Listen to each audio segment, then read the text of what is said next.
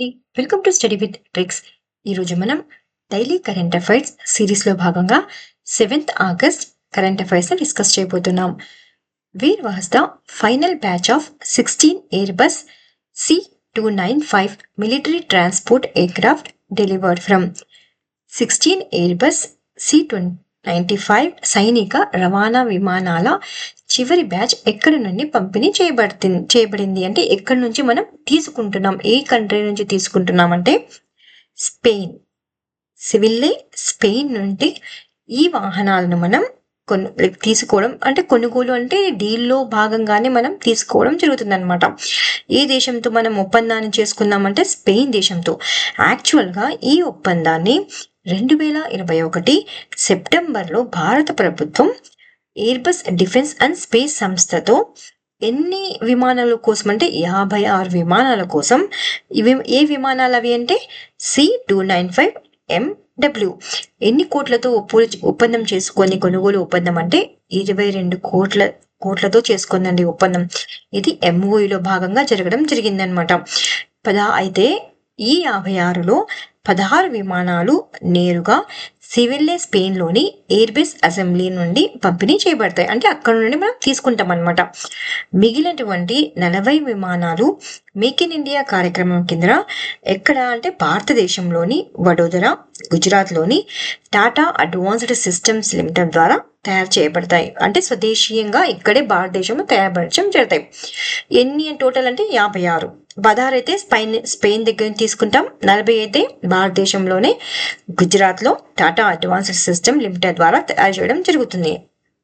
అయితే మొదటి దేశీయంగా తయారయ్యేటువంటి C295 2026 సెప్టెంబర్ నాటికి విడుదల కానుంది, అంటే సెప్టెంబర్ నాటికి మనకి అందించబడుతుంది అనమాట. మిగిలినవి మాత్రం 2031 ఆగస్టు నాటికి పూర్తవుతాయి. చాలా ఇంపార్టెంట్ క్వశ్చన్. మెయిన్ ఇక్కడ రెండు పాయింట్లు ఇంపార్టెంట్. ఏ దేశం నుంచి తీసుకుంటున్నామంటే స్పెయిన్ దేశం నుంచి తీసుకుంటున్నాం. ఎన్ని ఎయిర్ బసెస్ అంటే 56. ఇది ఏ ఎయిర్ బస్ అంటే ఇది మిలిటరీ ట్రాన్స్పోర్ట్ ఎయిర్ క్రాఫ్ట్ అనమాట, సైనిక రవాణా విమానాలు. Which European Union country became the first to ban all arms trade with Israel in August 2025? 2025 ఆగస్టులో ఇజ్రాయెల్తో ఎన్ని ఆయుధాల వాణిజ్యాన్ని నిషేధించినటువంటి మొదటి యూరోపియన్ యూనియన్ దేశం ఏది? అంటే ఈ యూరోపియన్ దేశం అనేటువంటిది ఇజ్రాయెల్తో అన్ని రకాల ఆయుధాల వాణిజ్యాన్ని నిషేధించింది. ఏ కంట్రీ అది అంటే స్లోవేనియా కంట్రీ అన్నమాట. ఇది యూరోపియన్ అంటే ఏంటి, ఇజ్రాయెల్తో ఎలాంటి ఎక్స్పోర్ట్స్ని కానీ ఇంపోర్ట్స్ని కానీ చేయదన్నమాట. సో చాలా ఇంపార్టెంట్. ఎందుకు ఈ నిర్ణయం తీసుకుంది అంటే గాజాలో ఇజ్రాయెల్ చర్యలకు ప్రతిస్పందనగా ఈ నిర్ణయాన్ని తీసుకోవడం జరిగింది. ఇక్కడ కంట్రీ నేమ్ మాత్రమే ఇంపార్టెంట్. అది ఏది కంట్రీ అంటే Slovenia. Which platform did Australia include in its social media ban for children under 16 effective from December 2025? 2025 December నుండి 16 సంవత్సరాల లోపు పిల్లల కోసం ఆస్ట్రేలియా నిషేధించిన సోషల్ మీడియా ప్లాట్ఫామ్ ఏది అంటే యూట్యూబ్ అండి. ఎప్పటి నుంచి నిషేధిస్తుంది ఇది అంటే డిసెంబర్ 2025 నుండి. ఆన్లైన్ ఏ చట్టం కింద అంటే ఆన్లైన్ సేఫ్టీ చట్టం కింద ఈ కంట్రీ ఆస్ట్రేలియా కంట్రీ 16 సంవత్సరాల లోపు పిల్లల కోసం సోషల్ మీడియా ప్లాట్ఫామ్లపై నిషేధాన్ని అమలు చేయనుంది. ఈ నిషేధంలో దేన్ని చేర్చారంటే యూట్యూబ్ని చేర్చడం జరిగింది. ఎందుకంటే పిల్లలు హానికరమైనటువంటి కాంటెంట్కు గురవుతున్నాయనేటువంటివి ఆందోళనలు రావడం వల్ల ఆస్ట్రేలియా దేశం ఈ నిర్ణయాన్ని తీసుకుంది. అయితే 16 సంవత్సరాల లోపు పిల్లలు యూట్యూబ్ ఖాతాలను అంటే ఓపెన్ చేయలేరనమాట, దాన్ని కూడా నిర్వహించలేరు. అలాగే వారు లాగిన్ కాకుండా వీడియోలు చూడొచ్చు, కానీ కాంటెంట్ పోస్ట్ చేయడం, కమెంట్ చేయడం మరియు వ్యక్తిగత సిఫార్సులు పొందడానికి వీలు లేదు అండ్ అర్హత లేదు. ఒకవేళ కనుక ఈ నిబంధనలను పాటించిన సంస్థలకు 49.5 మిలియన్ ఆస్ట్రేలియన్ డాలర్ల వరకు జరిమానా అనేటువంటిది విధించబడడం జరుగుతుంది. ఇంపార్టెంట్ క్వశ్చన్ అండి. ఏ దేశం అంటే ఆస్ట్రేలియా దేశం. Which Indian state announced the formation of a commission dedicated to the welfare of sanitation workers. శుభ్రత కార్మికుల సంక్షేమానికి ప్రత్యేకంగా కమిషన్ ఏర్పాటు చేసినటువంటి భారత రాష్ట్రం ఏది అంటే బీహార్ రాష్ట్రం అండి. దేన్ని ఏర్పాటు చేస్తోంది అంటే సఫాయి కర్మచారి కమిషన్ను ఏర్పాటు చేస్తున్నట్లు ప్రకటించింది. ఇది శుభ్రత కార్మికుల జీవన ప్రమాణాలను మెరుగుపరచడానికి లక్ష్యంగా పెట్టుకుంది. ఈ కమిషన్ ద్వారా ఏం చేస్తారంటే వారికి సంక్షేమం మరియు పునరావాసం, సామాజిక అభివృద్ధి, ఫిర్యాదుల పరిష్కారం, సంక్షేమ పథకాల పర్యవేక్షణ తీసుకురావడం జరుగుతుంది. అంటే అన్ని రకాలైనటువంటి కార్యక్రమాలు దీని ద్వారా చూడడం జరుగుతుంది అన్నమాట.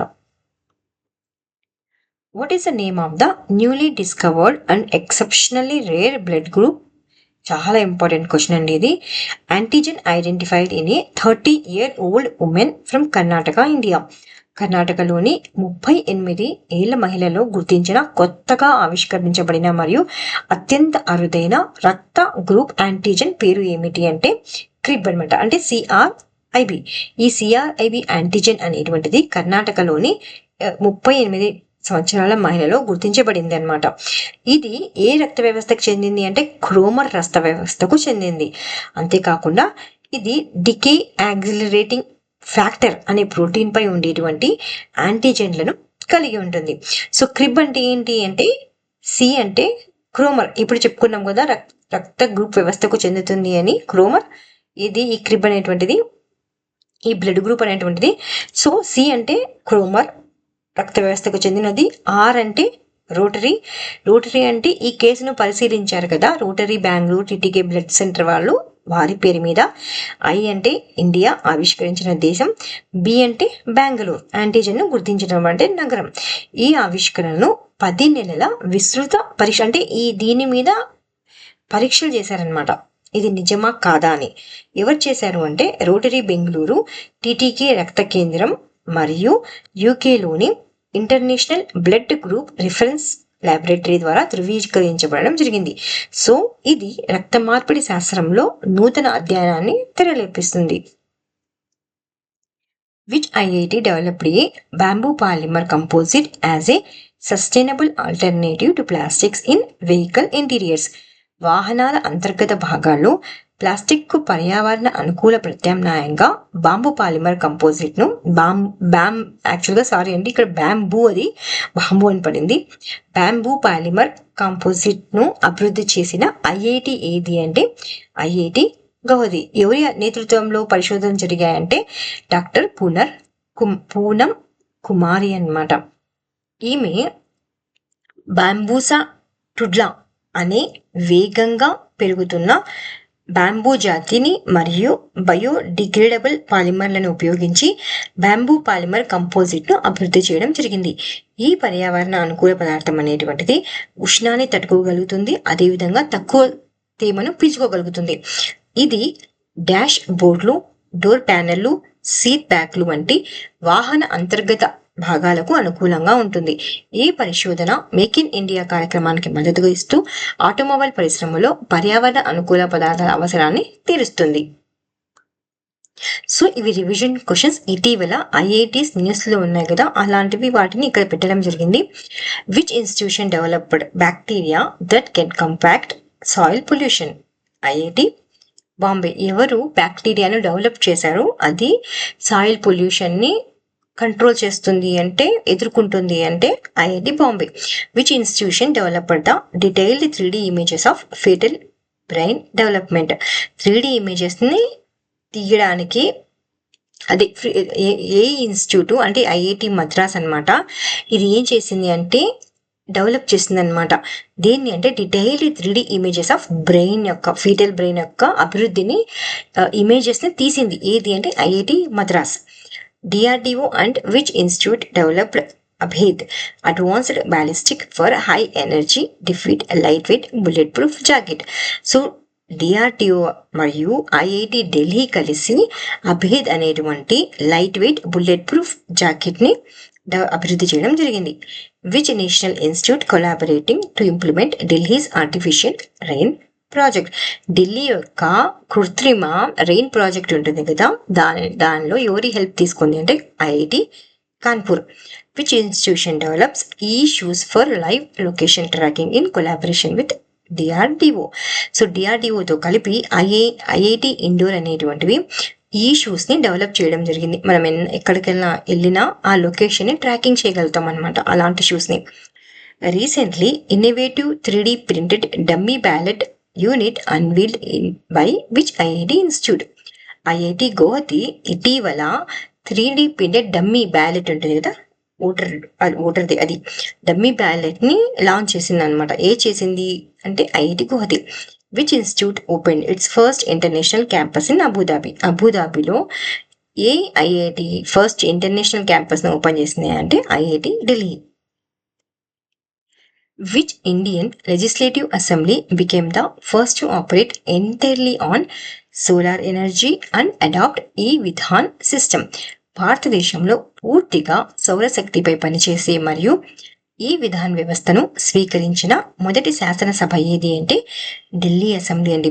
సో ఈ ఢిల్లీ అసెంబ్లీ అనేటువంటిది భారతదేశంలోనే పూర్తిగా సోలార్ ఎనర్జీపై పనిచేసేటువంటి మొదటి శాసనసభగా నిలిచింది. ఎన్ని కిలోవాట్ల అంటే 500 కిలోవాట్ల రూఫ్ టాప్ సౌర విద్యుత్ ప్లాంట్ స్థాపనతో అంటే సౌర విద్యుత్ని ఏర్పాటు చేయడం జరిగింది. అదనంగా ఈ విధాన వ్యవస్థను స్వీకరించి, ఈ విధాన వ్యవస్థ ఏంటి అంటే కాగితం రహిత శాసన ప్రక్రియ అనేటువంటిది స్టార్ట్ చేయడం జరిగింది.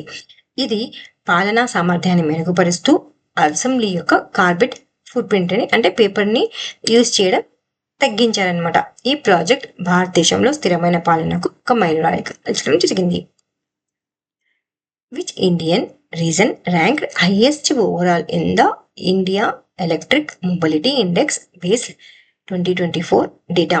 2024 డేటా ప్రకారం ఇండియా ఎలక్ట్రిక్ మొబిలిటీ సూచికలో అత్యుత్తమ స్థానం పొందిన భారత యూటీ ఏది అంటే ఢిల్లీ అండి. ఏ సూచిక అంటే ఇండియా ఎలక్ట్రిక్ మొబిలిటీ సూచిక. ఎవరు దీన్ని ప్రారంభించారు? ఈ సూచికను ఎవరు తీసుకొచ్చారంటే నీతి ఆయోగ్ తీసుకురావడం జరిగింది. ఇది భారత రాష్ట్రాలు మరియు కేంద్రపాలిత ప్రాంతాలు ఎలక్ట్రిక్ మొబిలిటీ లక్ష్యాలను సాధించడంలో ఎంత పురోగతి సాధించాయో అంచనా వేస్తుంది. అంటే రాష్ట్రాలు అనేటువంటివి వారి యొక్క రాష్ట్రాలలో ఎలక్ట్రిక్ పై ఇలా వర్క్ చేస్తున్నాయి. అంటే మనం చూసాం కదా, ఆంధ్రప్రదేశ్లో ఎలక్ట్రిక్ బస్సెస్ ను ఇంట్రడ్యూస్ చేయడం జరిగింది. అలాంటివన్నమాట. ఇలా వాటి యాక్చువల్గా ఈ ఇండెక్స్ ఈ సూచిక అనేటువంటిది 3 అంశాలపై ఆధారపడి ఉంటుంది. ఒకటి ట్రాన్స్పోర్ట్ ఎలక్ట్రిఫికేషన్ ప్రోగ్రెస్, అంటే ఎలక్ట్రిక్ వెహికల్స్ ప్రవేశానికి అంటే ఈ ఎలక్ట్రిక్ వెహికల్స్ అనేటువంటివి ఎప్పుడు తీసుకురావడం జరుగుతుంది, తీసుకొస్తున్నాయా లేవా, అలాంటి వాటిపై ప్రోగ్రెస్ ని గమనిస్తుంది అనమాట. ఛార్జింగ్ ఇన్ఫ్రాస్ట్రక్చర్ రెడీనెస్, అంటే గ్రిడ్ ఇంటిగ్రేషన్ మరియు ఈ ఎలక్ట్రానిక్ వెహికల్స్ స్టేషన్స్ ఉంటాయి కదా, వాటి సాధనను చూస్తుంది. ఎన్ని వస్తున్నాయి ఎన్ని లేవు అవన్నీ. ఈవీ పరిశోధన, అంటే ఎలక్ట్రిక్ వెహికల్ పరిశోధన మరియు ఆవిష్కరణ, అంటే వీటి యొక్క ఎలక్ట్రిక్ వెహికల్ యొక్క తయారీ జరుగుతోందా లేదా, వీటిపై రీసెర్చ్ జరుగుతోందా లేదా, వీటిపై స్టార్టప్స్ ఏమన్నా వస్తున్నాయా లేదా, అలాంటివన్నీ చెక్ చేస్తారనమాట. సో ఈ డేటా అనేటువంటిది 2024 డేటా, కానీ దాని యొక్క రిజల్ట్స్ ని మాత్రం ఇప్పుడు రిలీజ్ చేయడం జరిగింది. సో 2024 డేటా ప్రకారం ఢిల్లీ మొత్తం ర్యాంకింగ్ లో అగ్రస్థానంలో నిలిచింది. తర్వాత మహారాష్ట్ర మరియు చండీగఢ్ ఉన్నాయి. సో హర్యానా, కర్ణాటక, లదాఖ్, హిమాచల్ ప్రదేశ్ వంటి రాష్ట్రాలు ఎందులో అంటే మౌలిక సదుపాయాల అభివృద్ధిలో ముందున్నాయి. ఢిల్లీ, తమిళనాడు, మహారాష్ట్ర, కర్ణాటక ఆవిష్కరణలు అంటే ఇన్నోవేషన్స్ లో ప్రత్యేకంగా నిలిచాయి.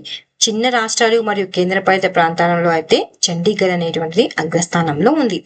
ఇందులో 3 పాయింట్స్ అనేటువంటివి ఇంపార్టెంట్. ఏ పాయింట్స్ అంటే ఇండియా ఎలక్ట్రిక్ మొబిలిటీ సూచికను ఎవరు తీసుకొచ్చారంటే నీతి ఆయోగ్ తీసుకురావడం జరిగింది.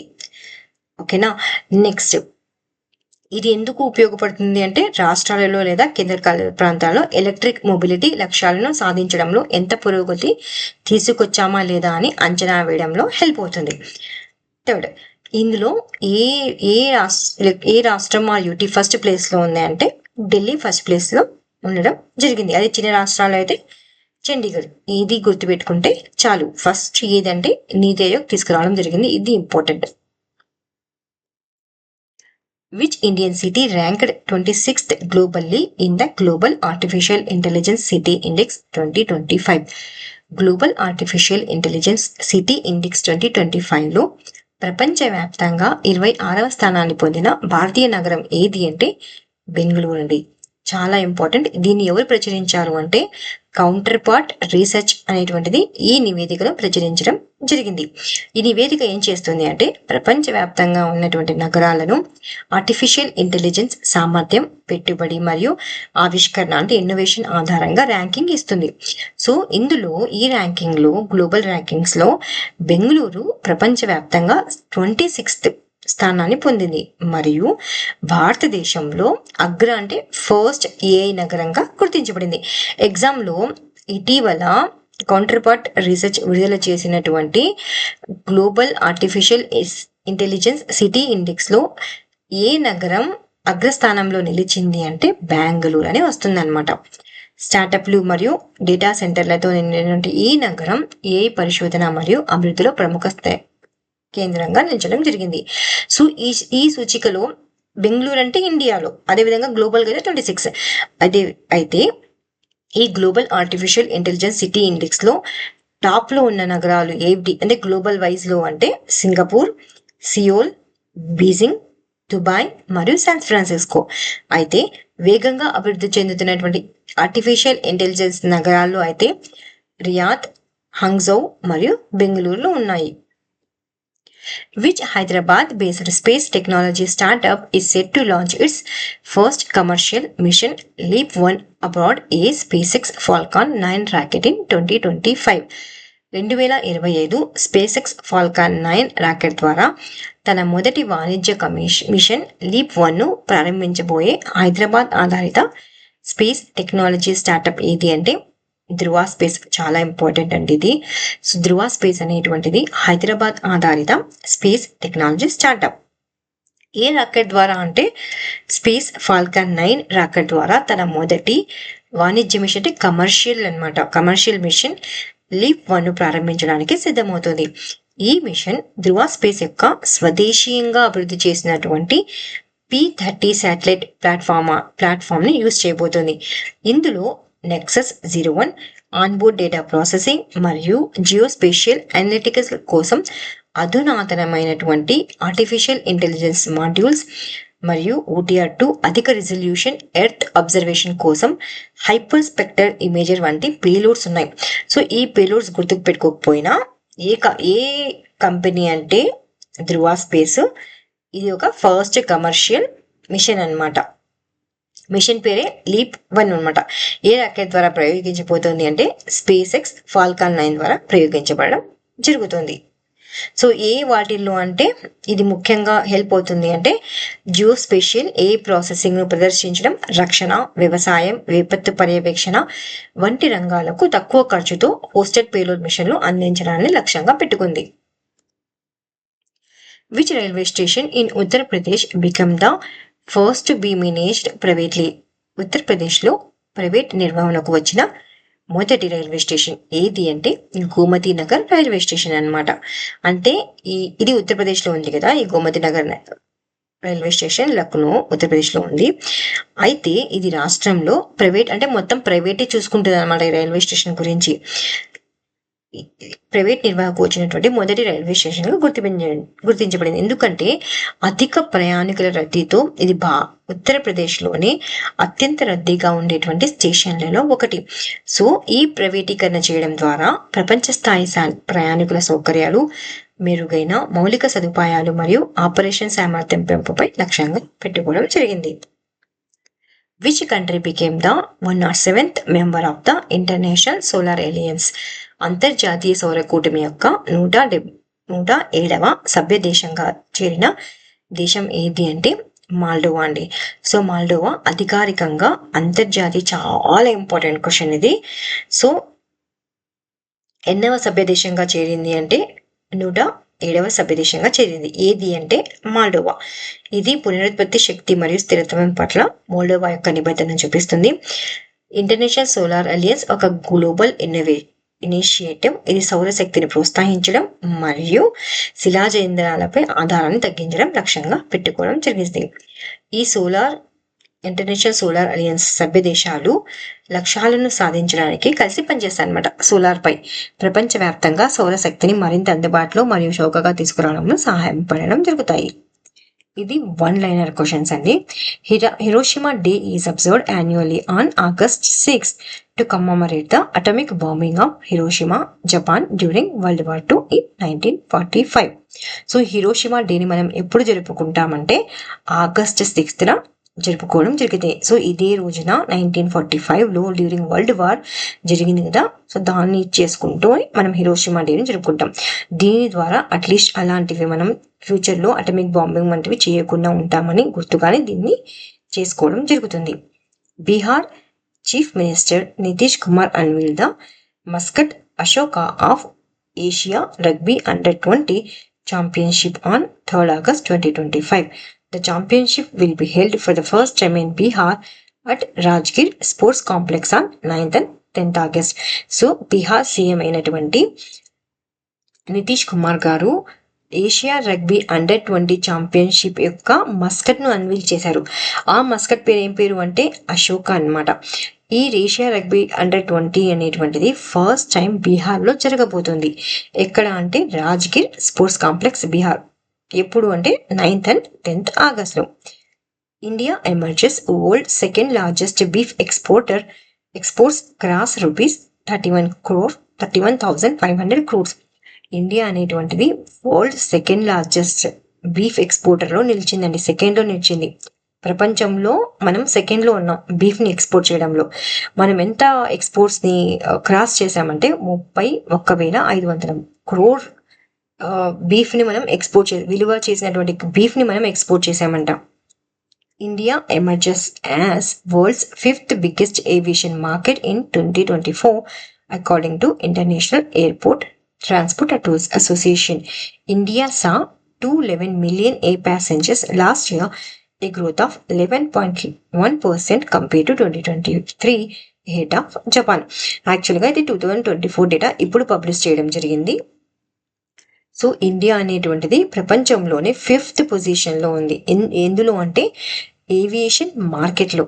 ఎవరి ప్రకారం అంటే ఇంటర్నేషనల్ ఎయిర్పోర్ట్ ట్రాన్స్పోర్ట్ అసోసియేషన్ ప్రకారం ఇండియా అనేటువంటిది 211 మిలియన్ ఎయిర్ ప్యాసింజర్ని లిఫ్ట్ చేసింది. ఇప్పుడు లాస్ట్ ఇయర్ 2024లో. 2023 కన్నా ఎంత గ్రోత్ చూసింది 2024లో అంటే 11.1%. మనము జపాన్ కన్నా ముందున్నాం అనమాట ఇందులో. సో 5th ప్లేస్లో ఉన్నాం.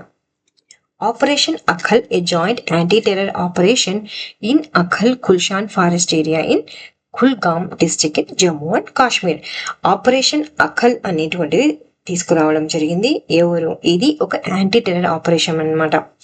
ఎవరు మన మిలిటరీ వారు. ఎక్కడ తీసుకొచ్చారు అంటే ఎక్కడ నిర్వహిస్తున్నారు అంటే Akhal Khushal forest area Kulgam district లో ఉంది. ఈ కుల్గాం డిస్ట్రిక్ట్ ఎక్కడ ఉంది అంటే జమ్మూ కాశ్మీర్ లో ఉంది. National medicine plants board signed MOUs with Ishved Bioplants Ventures and All India Institute of Medical Sciences to conserve and maintain endangered and medical plants. So ఈ నేషనల్ మెడికల్ ప్లాంట్స్ బోర్డ్ అనేటువంటిది ఒక MOUను sign చేయడం జరిగిందనమాట. ఎవరితో చేసింది అంటే ఇషివేద్ బయోప్లాంట్స్ వెంచర్స్తో మరియు ఎయిమ్స్తో చేసింది. ఎందుకు అంటే కన్జర్వ్ పరిరక్షించడం మరియు మెయింటైన్ చేయడం. దేన్ని మెయింటైన్ చేయడం అంటే ఎండేంజర్డ్ మరియు థ్రెటెన్డ్ కేటగిరీలో ఉన్నటువంటి మెడిసినల్ ప్లాంట్స్ని కన్జర్వ్ చేయడానికి ఈ MOU అనేటువంటిది జరగడం జరిగింది. Punjab has become the first state in India to empanel sign language interpreters, translators and special educators under the Juvenile Justice Act 2015 to ensure accessible and sensitive justice for all, particularly children with hearing and speech impairments. So Punjab అనేటువంటిది మొదటి రాష్ట్రంగా నిలిచింది అనమాట ఇండియాలో.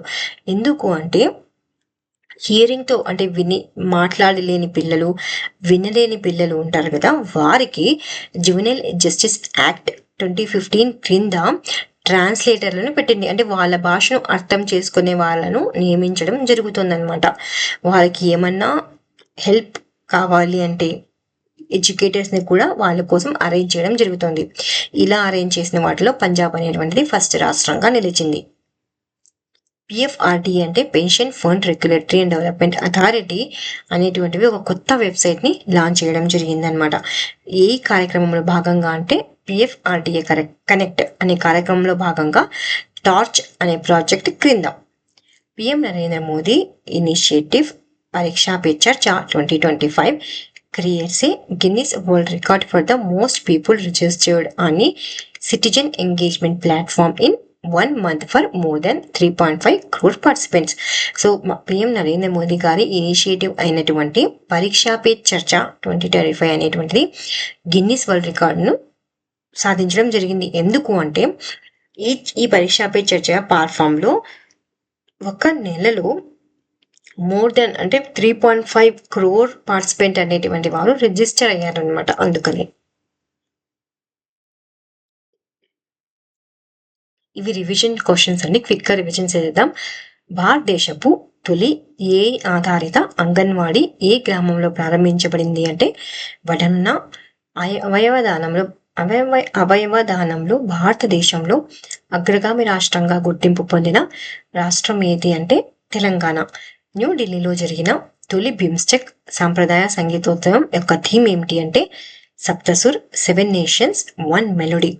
Riyadh Saudi అరేబియాలో జరిగిన తొలి chess ఈ స్పోర్ట్స్ వరల్డ్ కప్ ను గెలుచుకున్నది ఎవరు అంటే మ్యాగ్నస్ కార్ల్సన్.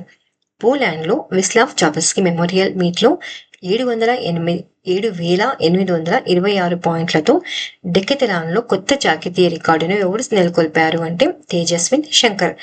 నాసా యొక్క క్రూ 11 మిషన్ కోసం 2025 ఆగస్టు 1న ప్రయోగించిన అంతరిక్ష నౌక పేరు ఏమిటి అంటే క్రూ డ్రాగన్ ఎండెవర్. 2023 సంవత్సరానికి 71వ జాతీయ చలనచిత్ర అవార్డులలో ఉత్తమ ఫీచర్ ఫిల్మ్ అవార్డు గెలుచుకున్న చిత్రం ఏది అంటే 12th ఫెయిల్. భారతదేశంలో ఓలా మరియు ఉబర్ ఆధిపత్యాన్ని సవాలు చేయడానికి 8 సహకార సంఘాలు ప్రారంభించిన కొత్త టాక్సీ సేవ పేరు ఏమిటి అంటే భారత్ అన్నమాట.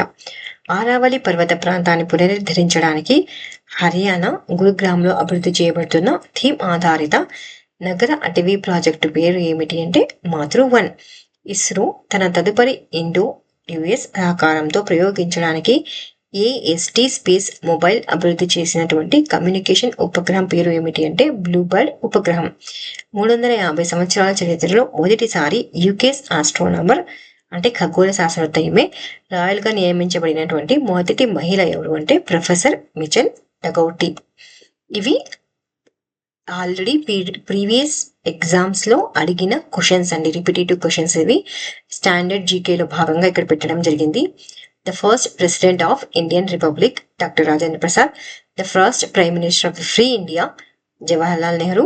The first Prime Minister of India who did not face the Parliament, Charan Singh.